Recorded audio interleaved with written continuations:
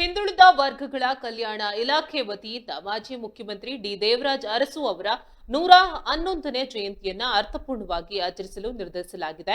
ಪಟ್ಟಣದ ತಹಶೀಲ್ದಾರ್ ಕಚೇರಿ ಸಭಾಂಗಣದಲ್ಲಿ ಗ್ರೇಡ್ 2 ತಹಶೀಲ್ದಾರ್ ಶಾಂತಿ ಅವರ ನೇತೃತ್ವದಲ್ಲಿ ನಡೆದ ಪೂರ್ವಭಾವಿ ಸಭೆಯಲ್ಲಿ ಈ ಕುರಿತು ತೀರ್ಮಾನ ಕೈಗೊಳ್ಳಲಾಯಿತು. ಹಿಂದುಳಿದ ವರ್ಗಗಳ ಕಲ್ಯಾಣ ಅಧಿಕಾರಿ ರೇಖಾ ಮಾತನಾಡಿ, ಇದೇ ತಿಂಗಳ 20ರಂದು ಕಾರ್ಯಕ್ರಮ ಆಯೋಜಿಸಲು ನಿರ್ಧರಿಸಲಾಗಿದೆ. ಆದರೆ ಶಾಸಕರು ಅಂದು ಅಧಿವೇಶನದಲ್ಲಿ ಭಾಗವಹಿಸುವ ಸಾಧ್ಯತೆ ಇರುವುದರಿಂದ ಅವರ ಅನುಮತಿ ಪಡೆದು ಅದೇ ದಿನ ಅಥವಾ ಅವರು ಲಭ್ಯವಿರುವ ದಿನ ಕಾರ್ಯಕ್ರಮ ನಡೆಸಲಾಗುವುದು ಎಂದು ತಿಳಿಸಿದರು.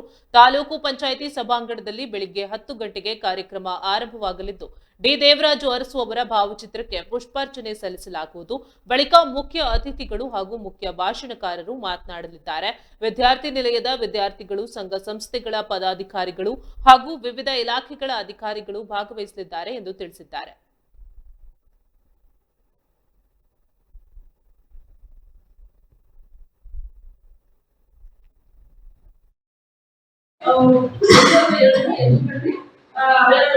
ಎಕ್ಸ್ಟೆಂಡ್ ಮಾಡಿದ್ರೆ ಸರ್ ದಿನಾಂಕದಲ್ಲಿ ಮಾತ್ರ ಬದಲಾವಣೆ ಆಗುತ್ತೆ. ಕಾರ್ಯಕ್ರಮದ ರೂಪರೇಷೆ ಏನಿರುತ್ತೆ ಅದೇ ಯಥಾವತ್ತಾಗಿರುತ್ತೆ. ಮೊದಲನೇ ಈ ಒಂದು ಕಾರ್ಯಕ್ರಮದಲ್ಲಿ ಕಳೆದ ಸಾಲಿನ ಈ ಸಾಲಿನಲ್ಲಿ ಕೂಡ ನಾವು 8 ಪುಷ್ಪ ನಮನವನ್ನು ಅರ್ಪಿಸಿ ಜೊತೆಗೆ ಸಂಪನ್ಮೂಲ ವ್ಯಕ್ತಿಗಳಿಂದ ಒಂದು ಕುರಿತಾಗಿ ಭಾಷಣವನ್ನ ಏರ್ಪಡಿಸ್ತೀವಿ. ಈ ಒಂದು ಕಾರ್ಯಕ್ರಮದ ಬಗ್ಗೆ ನಮ್ಮ ಸಾಹಿತ್ಯ